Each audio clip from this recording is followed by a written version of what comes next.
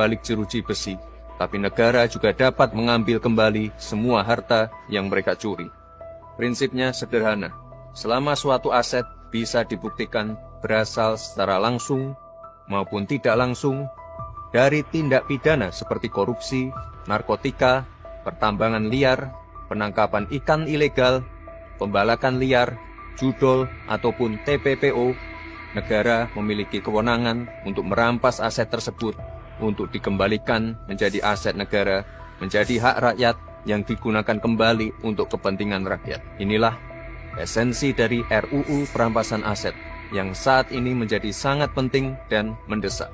RUU Perampasan Aset ini merupakan pelaksanaan dari United Nations Convention Against Corruption tahun 2003 yang mengatur mengenai perampasan aset tanpa pemidanaan, yang menjadi semakin relevan dan penting untuk pemulihan aset negara, apalagi ketika pelaku tindak pidana meninggal atau kabur ke luar negeri.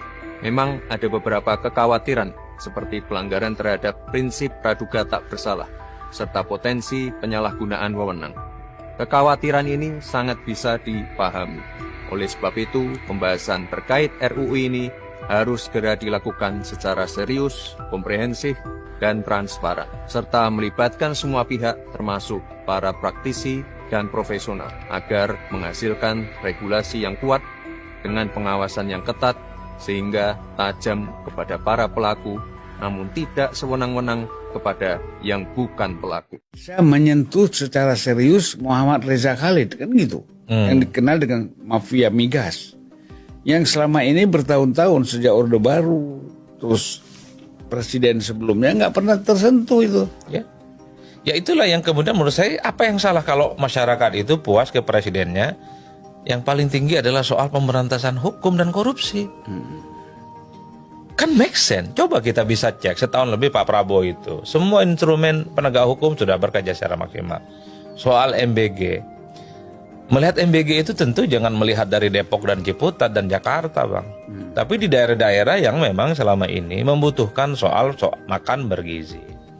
Karena banyak sekali orang melihat itu kacamatanya kacamata kota, kacamata orang berkecukupan.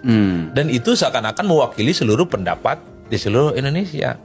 Di kampung saya aja kan, kalau sarapan pagi banyak yang nggak tertib, Bang. Kadang makan pagi, sore sama malam digabungin itu. Jadi kalau ada sesuatu yang bergizi diberikan oleh negara dan programnya pemerintah, ketika disurvei wajar yang dimunculkan itu adalah MBG. Kalau zamannya Pak Jokowi itu vocab utamanya yang menjadi instrumen tingkat kepuasannya adalah infrastruktur.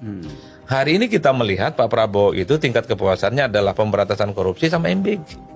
Bahwa MBG itu compang-camping ya, misalnya ada keracunan, ada belatung dan seterusnya, oke, pada level tertentu, dan itu tidak boleh disepelekan.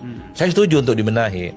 Tapi kan program secara keseluruhan ini kan menyentuh sudah 80 juta penerimaan manfaat. Itu bagi saya sudah make sense. Karenanya kalau kita belajar tentang ilmu survei, Bang, ya, kenapa yang diwawancara cuma 1.200 atau lebih lah, bisa 2.000, 3.000? Karena cara ngambil yang 1.200 itu sudah ada ilmunya, sudah ada teorinya, sudah ada rumusnya, bahwa yang 1.200 itu dianggap mewakili seluruh penduduk di Indonesia. Contoh deh, Bang, kan seluruh provinsi kan pasti disurvei dong. Di Jawa Barat itu mungkin yang diambil, yang diwawancara adalah 400 orang. Tinggi, kenapa? Karena jumlah penduduknya paling besar. Dan 400 itu yang diwawancara orang Jawa Barat mewakili yang jumlahnya 40 juta warga Jawa Barat. Di Banten mungkin yang disurvei 200. Kenapa 200? Karena jumlah karena jumlah penduduk di Banten itu yang umurnya umurnya 17 tahun ke atas kira-kira begitu. Itu jumlahnya nggak sebanyak di Jawa Barat gitu loh, Bang. Itu yang disebut dengan pengambilan sampel. Itulah yang kemudian banyak orang nggak paham. Panjang lah sebenarnya, kalau panjang kali lebar ceritanya. Tentu kalau kita mewawancara